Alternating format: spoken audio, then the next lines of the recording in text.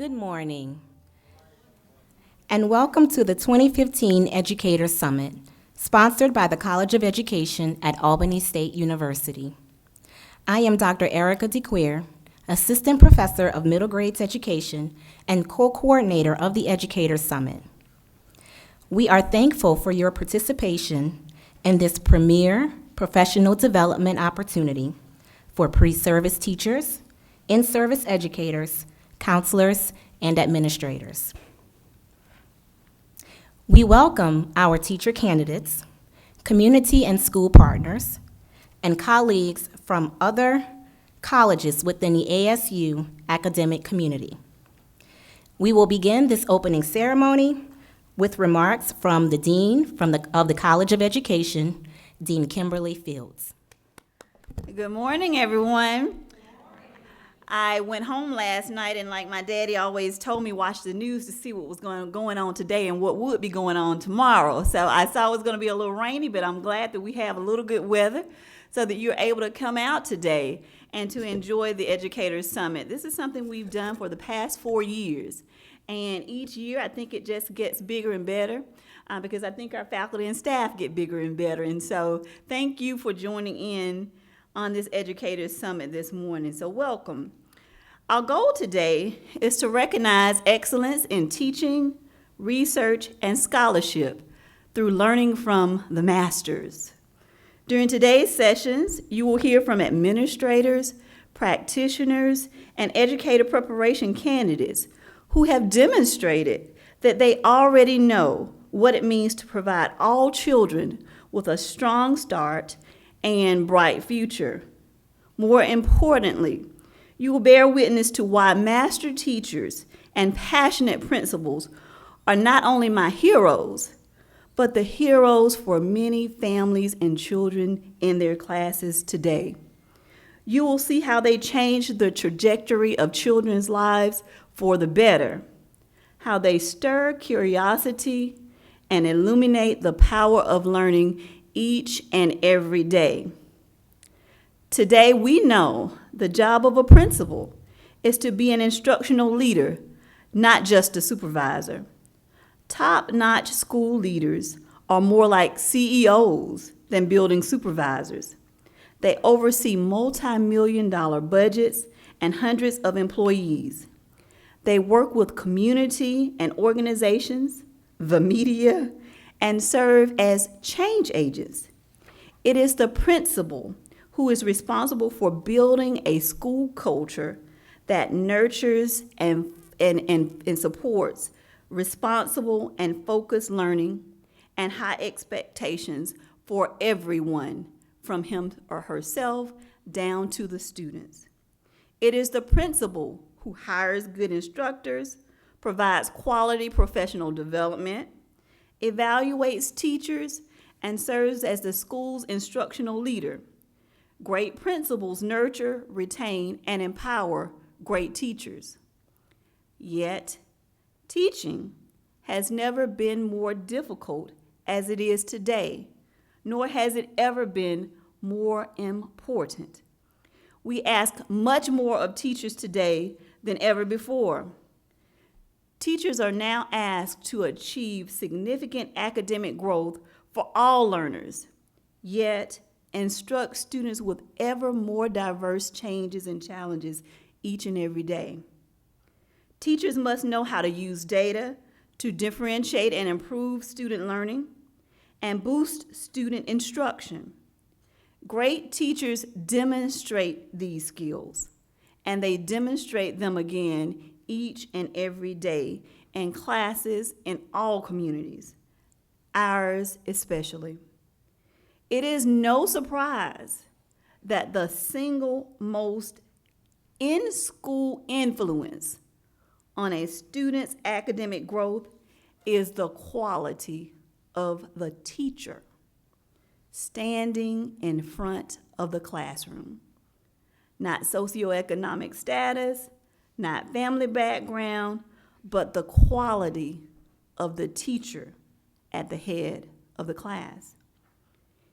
Henry Adams said, "A teacher affects eternity." he or she can never tell where their influence will stop. That is a weighty responsibility, but also an amazing privilege. Lastly, I want to be clear. It doesn't take an elite university to produce these master leaders and teachers.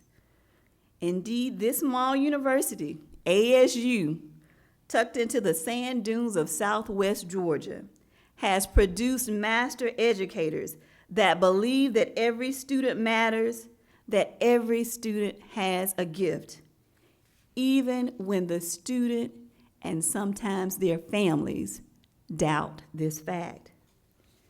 Teaching and school leadership are among the few professions that is not just a job, not just even an adventure. It's a calling. And sometimes I hear it said that great teachers are unsung heroes and the principalship a thankless job. Regardless, great teachers and outstanding principals strive to help every student unlock their potential and develop the habits of mind that will serve them for a lifetime. Therefore, I thank you today. I thank you for all you have done, all that you do each and every day, and to my candidates for all that you will do to ensure that you are committed to education. Your commitment and dedication to developing the next generation of talent, I'm convinced, will change our students' lives forever. I hope you enjoy this summit today. I hope you enjoy what you do each and every day, because if you don't, students and families will know it. Thank you so much. Before I take my seat, I'm going to bring up our provost and vice president for academic affairs, Dr. Abby Odu, Dr. O.J. McKenzie, who is the chief academic officer here at Albany State University. Thank you, Dr. O.J., for joining us.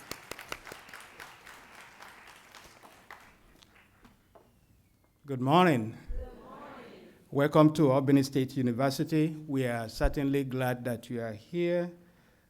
Before I continue with a couple of statements, I would like to take this moment on behalf of the President, Dr. Albany, to welcome everybody to Albany State. He would have loved to be here himself, but he has to attend an important meeting out of the city. That is why I'm here in his place. First of all, I'd like to say congratulations to our guest speaker, the 2014-2015 Dougherty County Teacher of the Year. That is Mrs. Jennifer Louise Polite. We congratulate you as well as your supporters. Thank you. Okay. As Dean Fields has said, the impact of your work, the influence of your work as teachers cannot be quantified. It is so enormous that we often say learning in itself is lifelong, which means teachers that you all are, you have influence on everybody from birth until the end. We often forget about the influence from birth onto K, because we often say K to 16, K to 12, K to everything. But a critical component of that development of human beings, as you all know, is even before the K education, that is from birth until the end of the individual. So I say this, though I'm preaching to the choir, for you to realize that the influence of what you do is so much that we cannot be grateful enough for the good ones among you who are doing the good work without the accompanying compensation that will be worthy of your work. And that is why we call your responsibility as a noble responsibility. Teachers, you have a lot of influence on all aspects of our being. To the politicians, if they are smart, somebody taught them how to be smart in whatever they do. In business, the same thing. In the economy, the impact of your work on the economy, you may not realize it, is very enormous.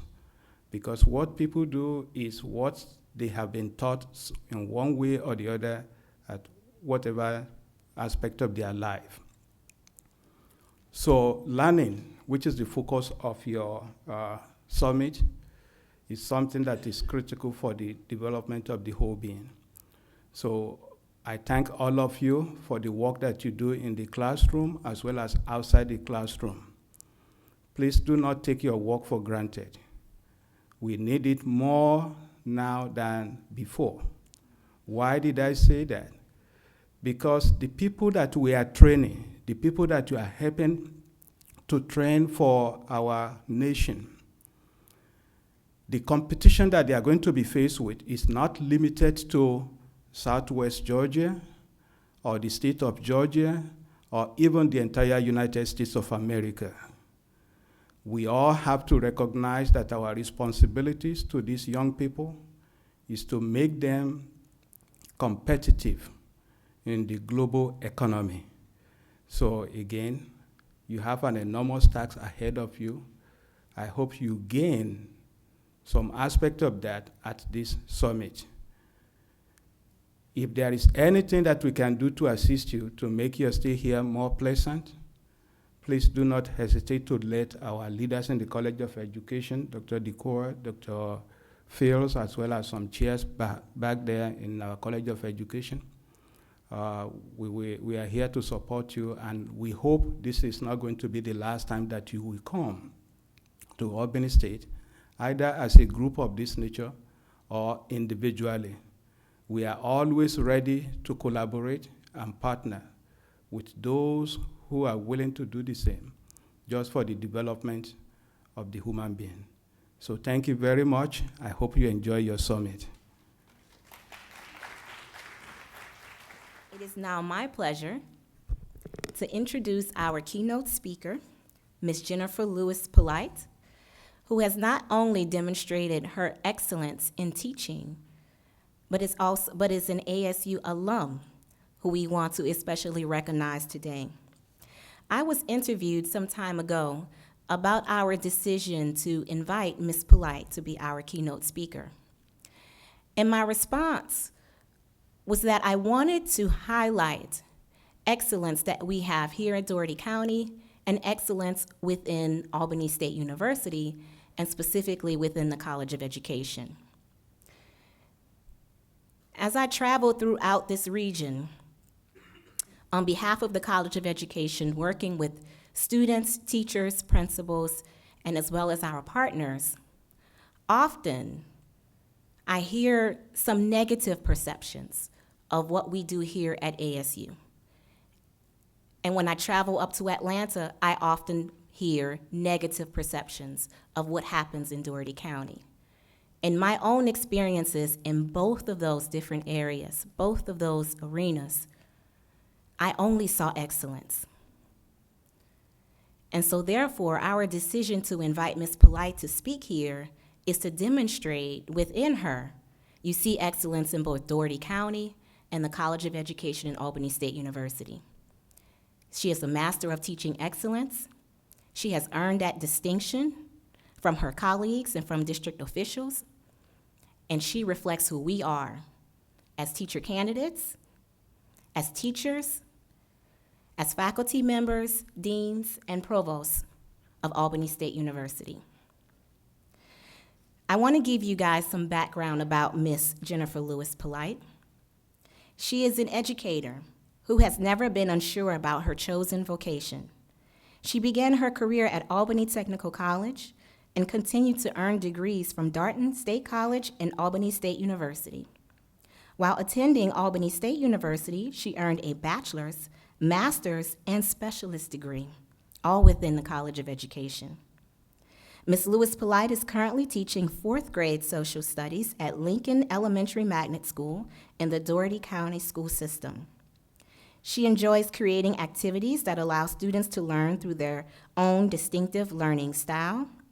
She serves as the 2015 Dougherty County School System Teacher of the Year, and she is the proud and blessed mother of one daughter, Jalen Elise Polite. Miss Jalen, will you stand for us?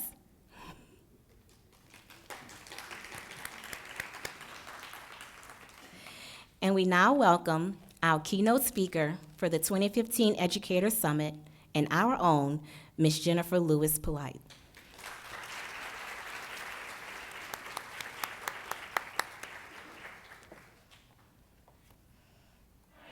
Okay. Good morning, family, friends, and fellow educators.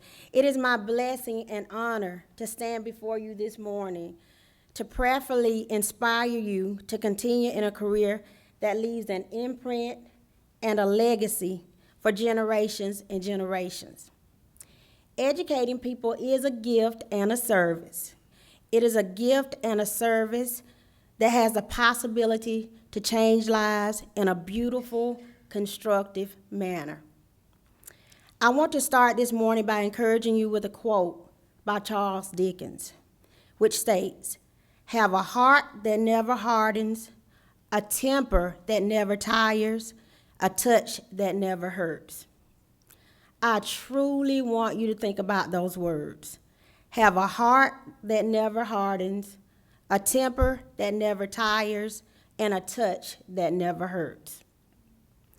Without ever being physical, we can inflict tremendous pain or joy beyond imagination. How do we do this? Through the use of words. Words can leave scars that bandages and surgery can never heal. Choose your words wisely. I want you to choose words that affirm excellence. I'm a testament of the influence of positive words, encouragement, and believing in a little girl from a small town that most people have never or will never hear of. Have you ever heard of Larry, Georgia? Okay, people from Larry say Larry. People from other parts of the world say Leary. If you blink twice, you will ride through the city and never know it. The strangest thing is my family had a Larry address and a Morgan phone number. It was a wonderful place to grow up. As a child, the greatest factors that influenced me to become an educator were my mother, father, grandmothers, grandfather, other family members, my love of learning and my love of people, and most of all, God. There was never a day from my childhood that I did not know what I wanted and was destined to become when I became an adult. Among my earliest memories is a joy playing with my family, friends, and baby dolls. Growing up in a small community where people constantly encourage their young to do well in their academics, attend school every day, and listen to what teachers say and be obedient in order to graduate instilled in me a system of values and great respect for the importance of education. As a little girl, I did not go to daycare or preschool. I stayed with my grandmother. I remember sitting at the kitchen table with her as she taught my siblings and I how to count and to recite out ABCs. She often talked about how necessary it was to have a good education and to believe in ourselves because we were smart. As I grew older, she remained firm that education was vital and should come before playing because school would provide opportunities to be anything we desired and would provide opportunities to go any place in the world. Plus, my mom made it clear to my brother, sister, and I that we would go to school and not drop out. The end. I spent much of my childhood outside looking up the sky, just talking to God about my day and what he had done. People would comment that God made me an old soul. When I prayed as a little girl, I would say, God, I want to be a teacher. I knew deep down that he was guiding me into the teaching profession. Special memories of my schooling are my time in kindergarten, my time in Miss Julia Williams' class, and my time in Miss Hezekiah's class. In kindergarten, my teacher was Mrs. Fennessy. I had so much fun coloring, singing, playing outside, and pretending to nap on my cot. Mrs. Fennessy never, ever raised her voice and smiled all the time. Our class was always working on something exciting. It did not seem like we were doing paper and pencil work, but I'm sure we did. Mrs. Fennessy made me feel special. Plus, she and her husband were friends with my mom and dad, so my brother, sister, and I would go to the Fennessy's house. I thought that was amazing. I just thought it doesn't get any better than this. Just last year, I had the opportunity to work with Mrs. Fennessy in 4th grade. She was one of the reading early intervention teachers. Isn't that awesome? I mean, think about it. My kindergarten teacher has now become my colleague. My kindergarten teacher and I worked on the same grade level. Working with her allowed me the blessing of sharing with her how unforgettable she is to me and how my first experience in school with such a positive teacher has guided my life and career choice. In kindergarten, I was also excited about nap time because my cot was next to Kervin Williams. And I would smile at him even though I am not sure he knew that I existed. But the best memory of kindergarten was getting to wear my favorite outfit. It was a blue polyester suit my mom told me to stop wearing to school every day.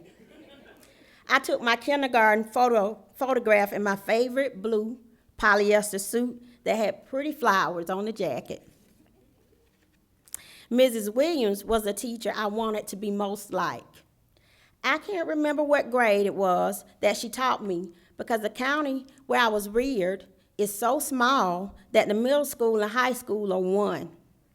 Mrs. Williams was always beautiful and professional. She was short in stature, but firm about academics. I heard about her and saw her in the hallways before she ever became my teacher. I was told that she was tough and not nice. So, when I realized I had to take class from her, I thought I would wet my pants. I also thought my life had ended, when in fact my life would never be the same. The first day of class, she gave out a syllabus, a writing assignment, and a reading assignment. She did not smile, she just observed.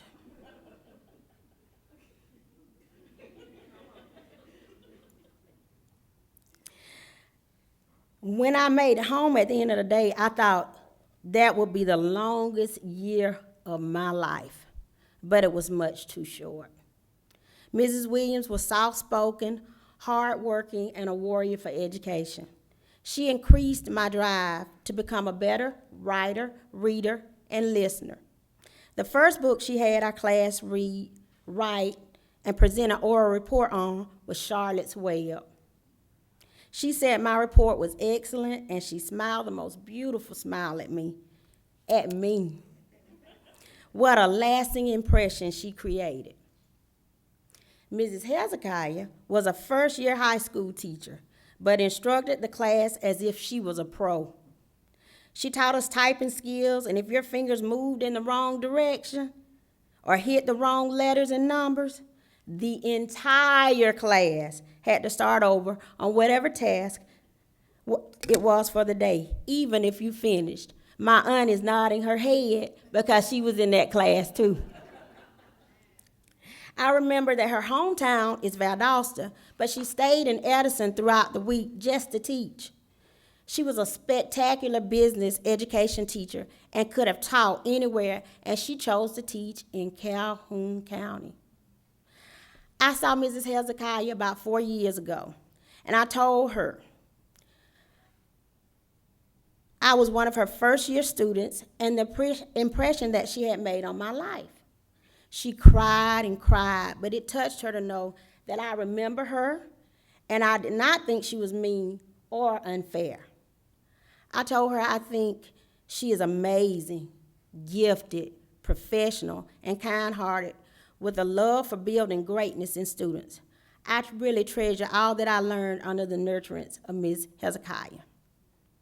So I must say thank you to my mom, dad, grandparents, siblings, other family members, my best friend, and other friends, and most of all, teachers for instilling in me the idea that God has a plan for my life. Thank you to my daughter, Jalen, and all of my children that I have taught and will teach for educating me on how to make a difference in the lives of others. If we keep in mind that we all have a longing to be loved, accepted, needed, and wanted, I believe it will cause our mindsets and hearts to pursue brilliance. Integrity, commitment, compassion, knowledge, and forgiveness are words that come to mind when I think about education. Integrity is the core to fostering any relationships. Teaching with integrity allows a freedom to demonstrate to others the principles of being a responsible, effective, and effective educator. Whether we call ourselves role models or not, we are role models because we are accountable for directing students in a path that will afford them to live their best life. Once you establish integrity, the only one that can tear it down is you. Students, regardless of age, race, socioeconomic status, desire to see us be honest. For instance, if you are asked a question by a student and you do not know the answer, simply say, "Wow, what a good question. I don't know the answer, but maybe we can find it together." I let my students know that I have a heart and it beats just like theirs. I have feelings that get hurt just like theirs. And I love to have fun just like them. When I am observed, I conduct myself just as I would if it were just me and my children. I tell them regardless of who walks into the classroom, we need to be who we are because that is more than enough. Just last week, I was observed, and during the observation, one of my sweet and wonderful students answered a question incorrectly. The question was, what region of the United States is Georgia located? The student responded, Southwest. So I said, I know why you said Southwest, but think about Georgia in relation to the United States. I tried to sway her into the correct answer, but because I knew she was thinking of Albany being in Southwest Georgia. I knew she was thinking and thinking and thinking. The students hear that come in on the radio and the television, so it is etched in their memory that we are in Southwest Georgia. While I am trying to encourage this little girl, one of the other students raised her hand, and I thought, oh, good, she's going to give the right answer. So instead of saying Georgia is located in the southeastern part of the United States, she said, I know why she said Southwest, because she don't study. I thought to myself, you always talk about being honest, and she was honest in that moment. The administrator, my children, and I laughed, and thankfully, the little girl with the incorrect answer laughed, and then she agreed. As children, we have no other choice than to be honest with our children. As teachers, we have no other choice than to be honest with our children and their parents. There are times that we have to tell our parents that your baby is struggling.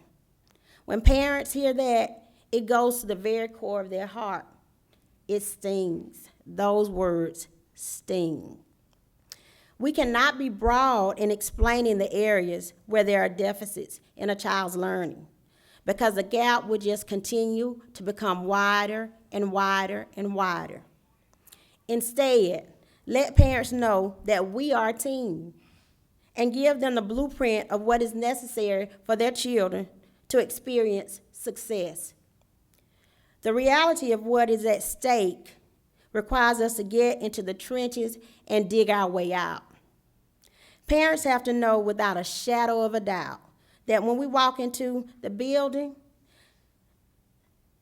they are walking into a place of acceptance, love, a place where lifelong learning is a given, and a place where their children will receive instruction that is based on their skills and abilities. Remember that achievements and accolades will come and go, but integrity continues for a lifetime. Integrity is doing what is right in all environments, at all times, in all situations, whether someone is looking or not. It takes years to build a foundation of integrity, but it only takes a second to destroy it. It is paramount as educators that we walk in integrity. Put the attitude and thought that the end justifies the means out of business. If educators cannot be trusted in little things, how can we be trusted in one of the most treasured vocations? Please, for our students, let's be the evidence that trustworthiness is an essential character trait. Integrity is a gateway to demonstrating the value of our worth, reputation, and commitment to our profession. Commitment is represented through professionalism. Students are observing and taking mental notes of the way in which we communicate with them, their parents, and our colleagues. Professional behavior, professional dress, professional courtesy, and professional knowledge validate commitment. From this day forward, commit to researching as much information as possible to increase learning through implementing research-based curriculums, policies, strategies, and techniques. Make a concerted effort to commit to making classrooms a safe haven for children, for them to feel loved, valued, and honored for their abilities. Goes farther than we think. Prove to students that their presence in the classroom make us better educators. Unfortunately, commitment has become a characteristic that is often disregarded. As an educator, there's no such thing as an 8-hour day. You don't swipe in at 7:30 and swipe out at 3:30. Honestly, it is a 7-day-a-week job. I am so serious. You can find yourself at church, having a beautiful time, and a thought comes, oh, I need to have my children work on this. It will wake you up out of a nice, peaceful sleep, having beautiful dreams, and you think, oh, I didn't cover this. The faltering of education is not about what a child cannot do, but as educators, for us to guarantee that children are equipped with the required tools to apply skills and knowledge. It is vital that we commit to thinking, planning, and implementing strategies to modify instruction as well as utilize data to guide our instruction. When children can apply what we have taught, true learning takes place. There's always an excuse for why children cannot learn, but learning is possible and it is infinite. It's not an isolated incident. We have to commit to time to being organized, to integrate technology, to use hands-on materials, and partner with stakeholders in order for education to flourish. More than ever before, commitment is a fundamental part of instruction and learning because we live in an ever-changing society. The rigor of the new and existing initiatives affects every fragment of education. It takes commitment to meet and exceed standards. Let's commit to networking, reassuring, and supporting each other. Let's commit to going to work and implementing appropriate, challenging, and exciting lessons. Through commitment, we build confidence, establish morals, accelerate learning, and foster cultural diversity while exhibiting professionalism and compassion. Compassion for others is critical to persist in a profession where no 2 days and no 2 students are the same. As Mother Teresa stated, kind words can be short and easy to speak, but their echoes are truly endless. That statement confirms my conviction that compassion should be part of our daily attire. Try to smile and laugh as much as possible. It breaks down barriers. And it symbolizes that we have an inviting personality. As my best friend would say when I smile, "Hello, Jimmy Carter." Please never look at a student as your paycheck, because if you do, that means all of us are a paycheck as well. Therefore, let us be about the occupation of letting our students know that they are bright and full of promise. Regardless of whatever difficulties may come, assure them that they can perform and they can and will excel. Do not allow excuses for not performing. Instead, use compassion to thrust them into greatness. Compassion is an avenue to connect with our students and each other. Compassion fosters a positive partnership with parents. One of the greatest and most crucial allies in education is parents. Let's not be quick to form the opinion that parents do not care. As much as possible, motivate parents, keep them informed, and be respectful, because as adults, we want to be important and recognized as having value. Little things mean so much to a parent. Call, email, and write letters. I often write thank you letters to parents for allowing me to be a part of their child's life. I stress that I do not take my role in the student's academic achievement lightly, and that we have to have a positive teacher-parent relationship, because if not, children suffer. They really suffer. I respond to their calls, letters, and emails on the day I receive it, not a week later, a day later, or not at all. When you don't respond, you're sending a message that that child is not important and that parent is not important. Please, as much as possible, make sure that's not the message that we send. I ask parents to come and not only sit, but volunteer in the classroom. Parents come from all walks of life, and they are sending us their best. Some parents are not as educated as others. However, they want their children to have a superlative education in order for them to have a fair chance in life. Some parents are jobless, homeless, and quite often feel helpless. Therefore, we must be welcoming, respectful, and open to the needs of parents to help their children.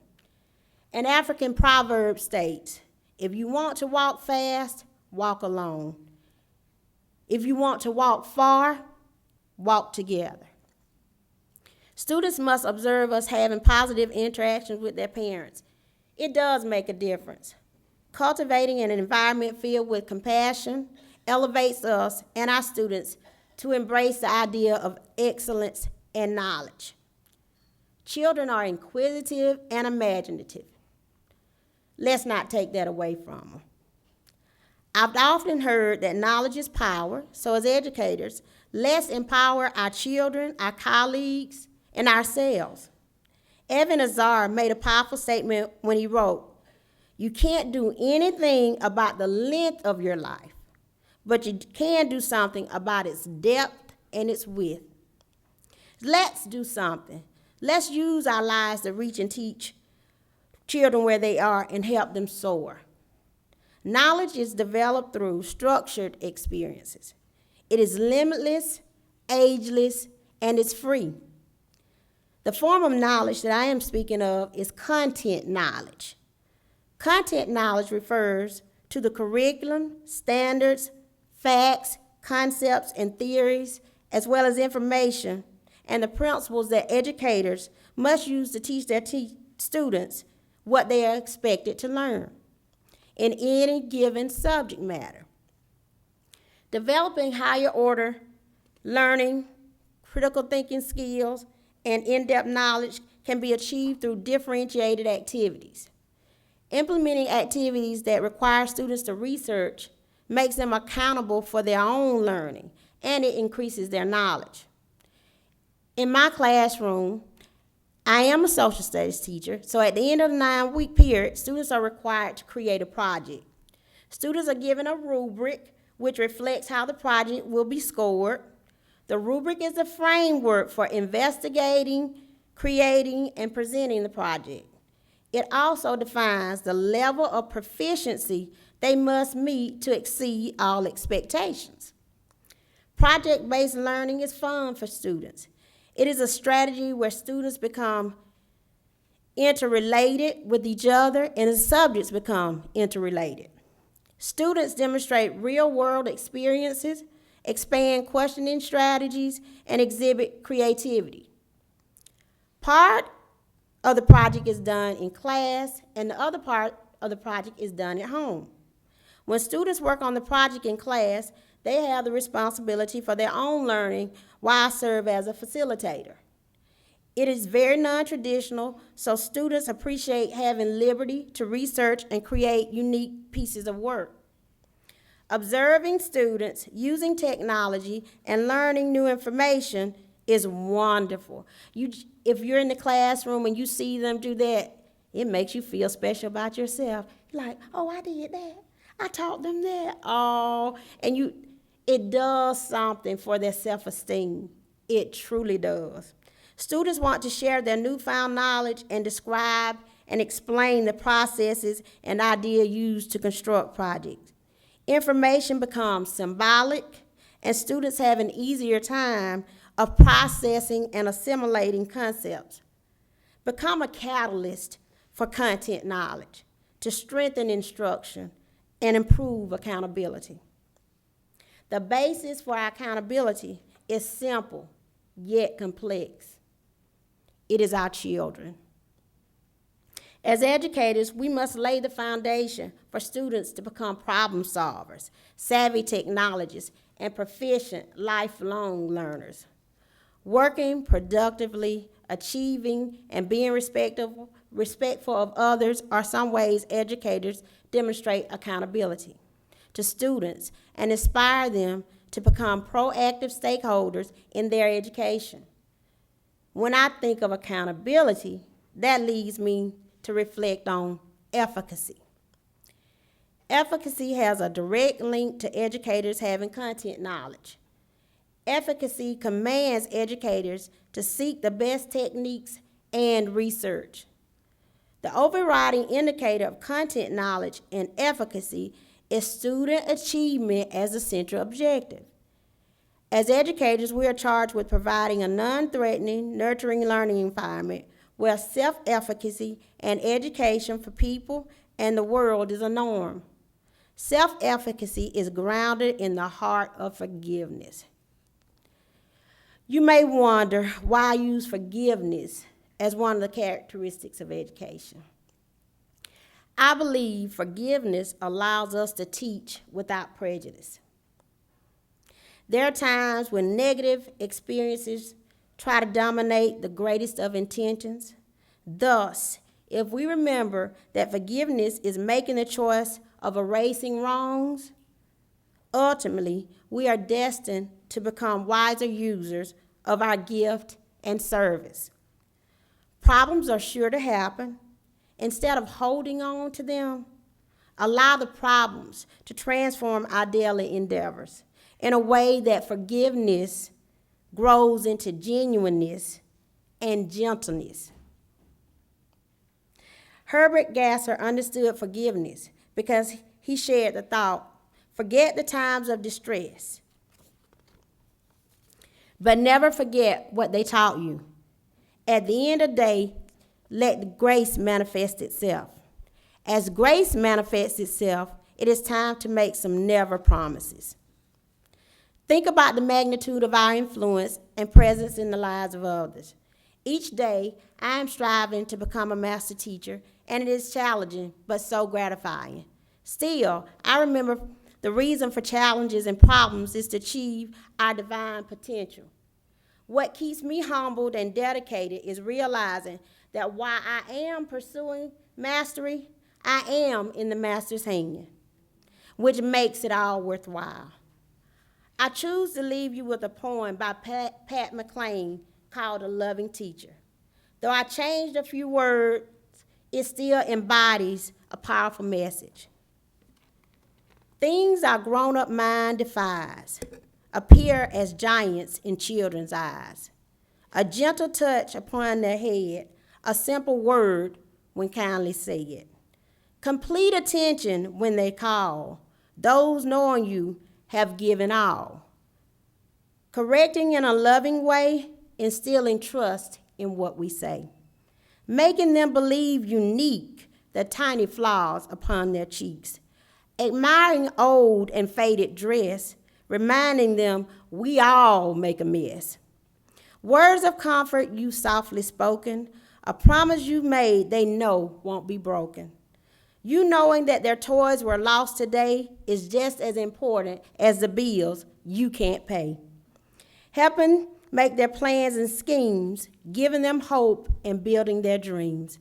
All of this and so much more in their mind is forever stored. They who teach each life a while can either make or break that child. Education is important, true, but so much more the faith in you. You weathered through the storm and strife. You've helped to build a small child's life. You're truly one to be admired, for you gave more than was required.